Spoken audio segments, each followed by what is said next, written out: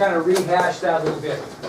Remember, Captain Fritz brought Buell Frazier in. Buell explained to him the situation behind him giving Oswald a ride to work and the difference between the Friday and what happened to be the Thursday, what Oswald had put into his car, etc. And during that interview with Buell Frazier, Captain Fritz handed Frazier a document and asked him to sign it. Buell read the document, discovered it was a confession to being part of the assassination of President Kennedy. As a result, Buell refused to sign the document.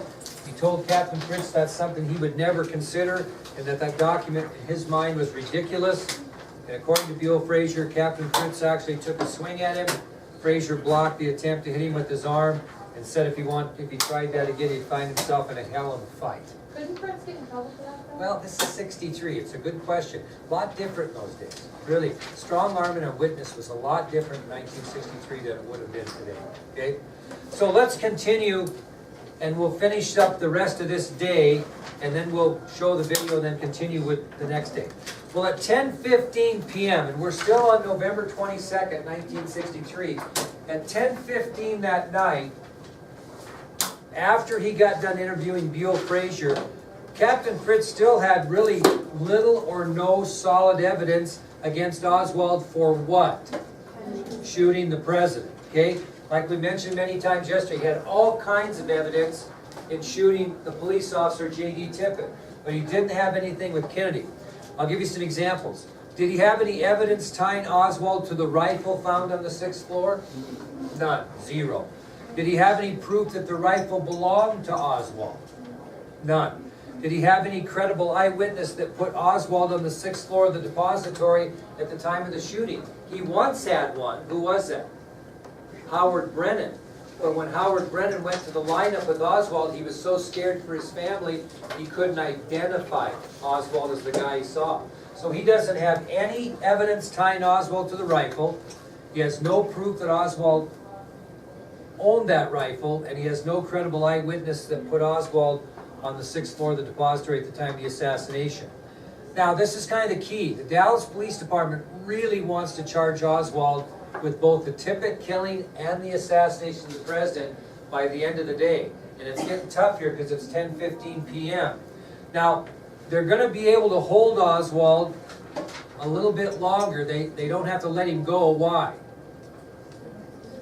Because they have all the evidence in the world that he killed Tippit. So they're going to be able to hold him without bail concerning the murder of police officer J.D. Tippit. And I mentioned it was the goal of the Dallas Police Department to officially charge Oswald with the murder by the end of the day. Fritz had no doubt in his mind, after all of his years of experience, that he had the right guy. No question that Oswald killed Tippit and Kennedy. He just didn't have the evidence. So what did he want out of Oswald? A confession. That's what he'd been trying to get the whole time. Well, finally he just got kind of frustrated and tired, and at 11:26 p.m. that evening, at 11:26, even though they were a little bit shaky, not a little bit shaky, but a lot shaky on evidence, Lee Harvey Oswald was officially charged with the murder of President Kennedy. 11:26 p.m. that night, Fritz takes a risk and he goes ahead and he charges Lee Harvey Oswald with the assassination of President Kennedy. He still doesn't have a confession, and he still does not have the evidence he needs to tie him to the rifle. But he just feels like he has to do it, so he's taken a bit of a chance. Okay, with that, I'm going to show you a quick video on Buell Frazier. The thing about this video, it's kind of two-part. It's going to talk about Lee Harvey Oswald's wedding ring, and it's going to talk about Buell Frazier and his role. It's pretty short, but it's pretty good.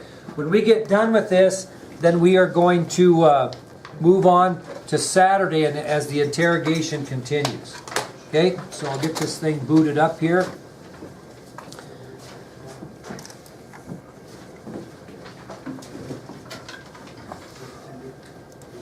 This talks about, it's kind of a cool story about Oswald's ring, and it'll show you Buell Frazier, and he'll talk about his experience a little bit. Mary, my dear, could you get the light?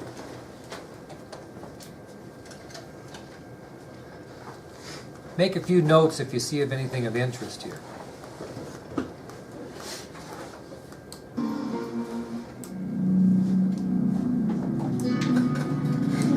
The ring itself is a typical gold wedding ring. We know it's Russian gold.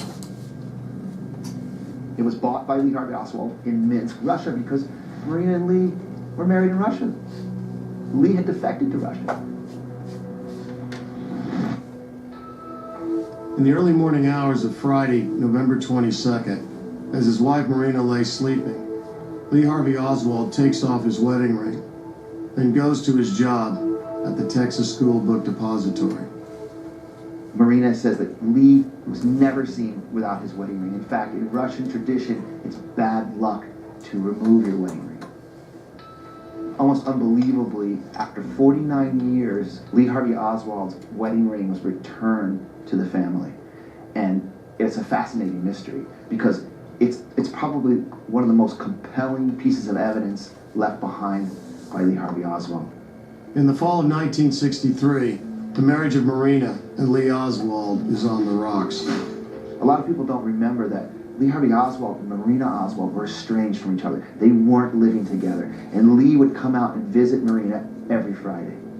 So Marina tells us she was quite surprised to see Lee on a Thursday. He came unexpectedly. He showed up at the house where she was staying on November 21st. In a letter to the auction house, Marina explains what happens next. Marina tells us, incredibly, that Lee asked her, come back to Dallas with me, we'll get an apartment, we'll start again, I'll buy you a washing machine. And then she writes, I would not commit. The fact that he never took this ring off, and that on the morning of November 22nd, 1963, he places it in a teacup, and he leaves some money, and that's kind of like a goodbye, this is it for me. Why did Oswald take off his wedding ring that morning? Nobody knows. But one can speculate that maybe he knew he wouldn't come home that evening, or ever.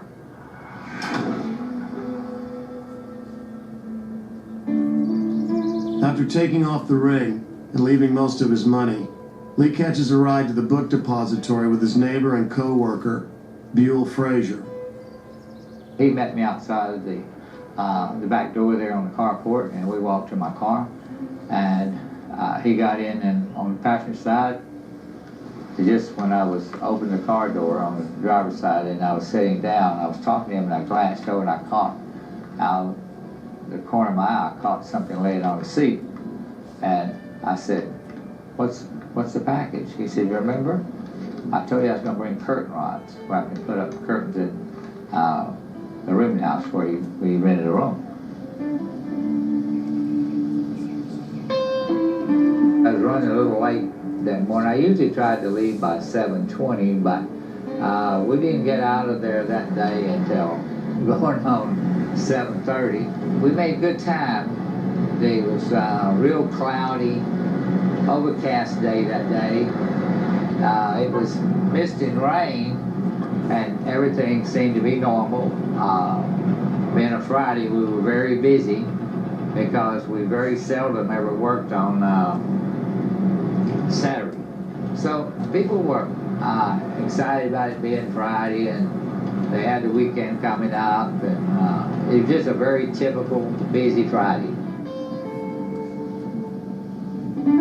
The drive takes 20 minutes. I didn't sense anything, and everything seemed to be normal.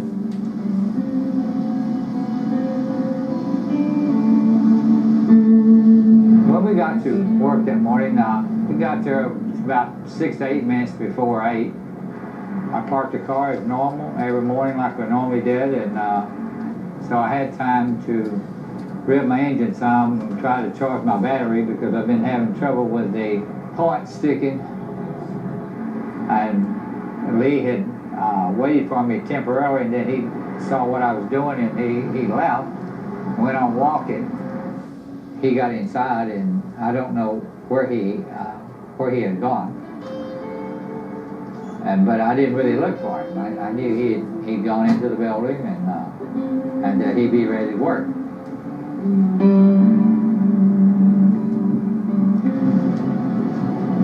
When I learned later in the day that the man that is being accused of assassinating John F. Kennedy, I was shocked. How could I miss something like that?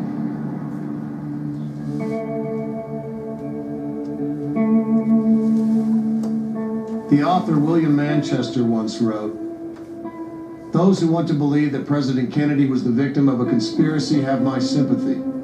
If you put the murdered President of the United States on one side of a scale and that wretched waif Oswald on the other side, it just doesn't balance.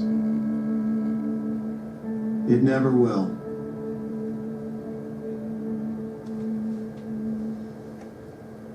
Would you like to go to the museum in Washington, D.C. and see Oswald's shirt? We can sure do that. That's one of our plans for the trip. That stuff's in what's called the museum in D.C. Now, you look at Bill Fraser, does he look kind of more like an elderly man? You got to remember, when you think about this, he was 19 years old when this happened. Just 19. His life changed forever. What did I do with that? You'll get an opportunity to visit with Buell early next week. Very nice man, one of the nicest men I know.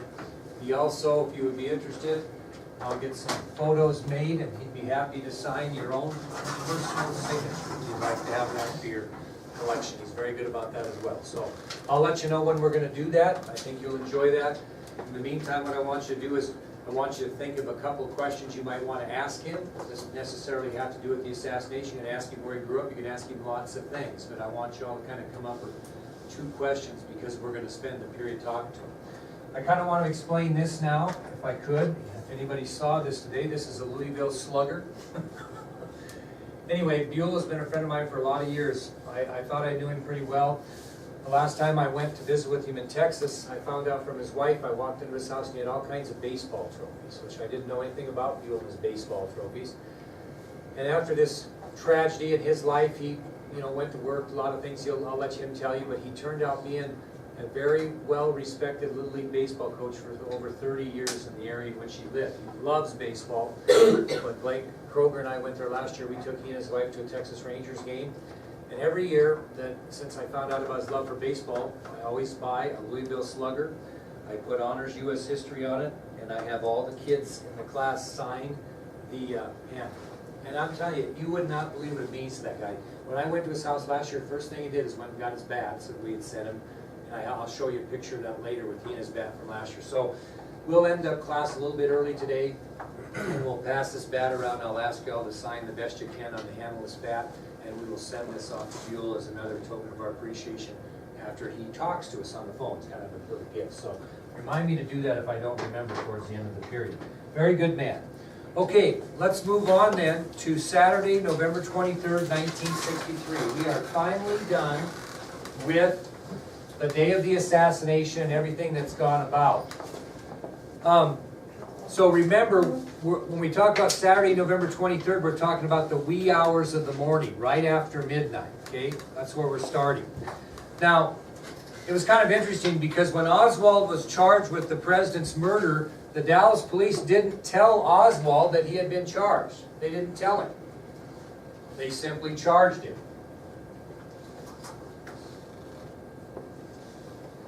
Well, at 12:10 a.m., and that's very early, 10 minutes into the new day, Saturday, November 23rd, Captain Fritz got together with other police officers and officials within the police department and decided that they needed to take Oswald to the lineup room again. Not for a lineup this time, but for what? Why would they? Lunch. What's that? Lunch. I didn't hear it. Said mug shots.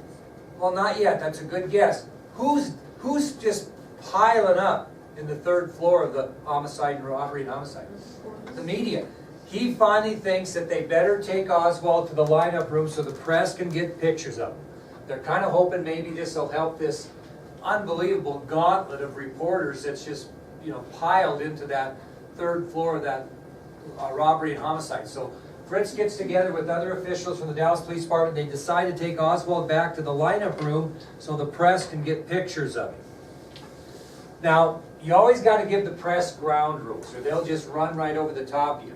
What do you think the #1 ground rule was that they told the press when they went in to show him Oswald, take pictures of him? What did, don't, very good, thanks Brent, you're not allowed to ask him any questions. They didn't want a free-for-all. And you know, he's a loose cannon. Can you imagine him in front of a press and the things he'd be doing? So the press was given ground rules right away that they could take photos of the accused assassin, but there was no questions to be asked of Oswald. Well, you gotta remember this is Oswald. So when they walk him up to this platform, so to speak, up in front of the room so they can take pictures, they don't ask Oswald questions. What does Oswald do? He starts asking the press questions. He just goes, you know, he walked onto the platform of the room and started asking, you know, talking to the reporters. Well, if you're a reporter and you were told not to ask Oswald any questions, but he started talking to you and asking you questions, what might you think you could do? Talk to him or ask him questions. So that was a real weird time. And finally, one reporter blurted out to Oswald, "Did you kill the president?" Just ask him, "Did you kill the president?" And of course, Fritz and these guys are horrified because this is exactly what they didn't want. They didn't want any questions to be asked. But when he got up there, he initiated a conversation, Oswald, which they took as a cue to, okay, we'll ask you some questions. So one reporter blurts out to Oswald, "Did you kill the president?" And here was his response. He says, "No, I have not been charged with that. In fact, nobody has said that to me yet. The first thing I heard about it was when a newspaper reporter in the hall asked me that question." Well, you'll see this on video as we watch during the course of this. So he makes that comment that he hasn't been charged, no one's told him that. He did hear about it through a newspaper reporter, and finally, one of the newspaper reporters, you can barely hear it, says, "Well, you have been charged." During this time, he says, "Well, you have been charged." So a guy asked him if he killed the president. He makes the response that no, he has not been charged with that. Did he answer the guy's question? Did you kill the president? What did he say? "No, I didn't kill the president." What did he say? "No, I have not been charged with that." Does that seem like a little bit of an odd response? Most people would say, "Well, no, I didn't kill the president." He says, "No, I have not been charged with that. In fact, nobody has said that to me yet. The first thing I heard about it was when the newspaper reporters in the hall asked me that question." And as soon as he said that, one of the reporters said, "You have been charged." And he got kind of a startled look on his face, but never lost his composure, and then they immediately took him out of the room. So he learns that he's been charged with the president's murder by who? Dallas police? Press. The press. Okay? Well, going back to what I think Brianna might have said, it was at 12:30 a.m. in the morning that Oswald's mugshot was taken for the first time. And there it is in the back of the room, right behind Levi, below the picture of President Kennedy. That was Oswald's first mugshot right there. And that was taken at 12:30 a.m. in the morning. Now, this is where it gets crazy. What still does Fritz not have? An evidence tying Oswald to the gun used on the 6th floor. Well, it's later that morning, after the mugshot was taken, that Fritz gets a huge break in this case. He needs to be able to tie the murder rifle in with Oswald. And as they're doing this searching of Oswald's boarding house and Ruth Payne's place, they find an order form to purchase the rifle that was used in the assassination. They find an order form. Is that in his boarding house or in Ruth Payne's house? You know, it never did really come out real clear, but I think it was the boarding house. An order form, and this is gonna be crazy because this is a different world in '63.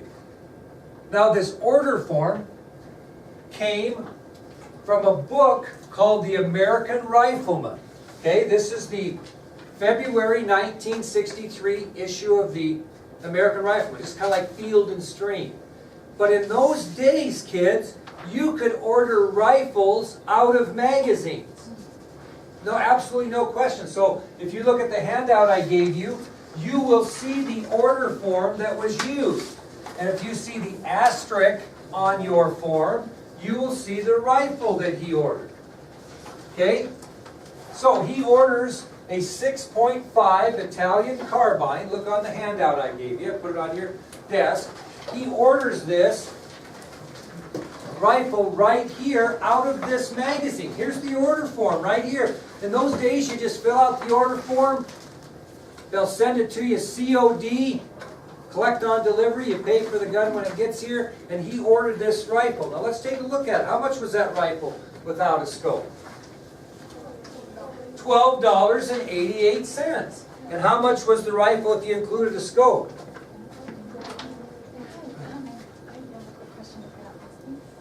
For me? Yeah, you. Come on in.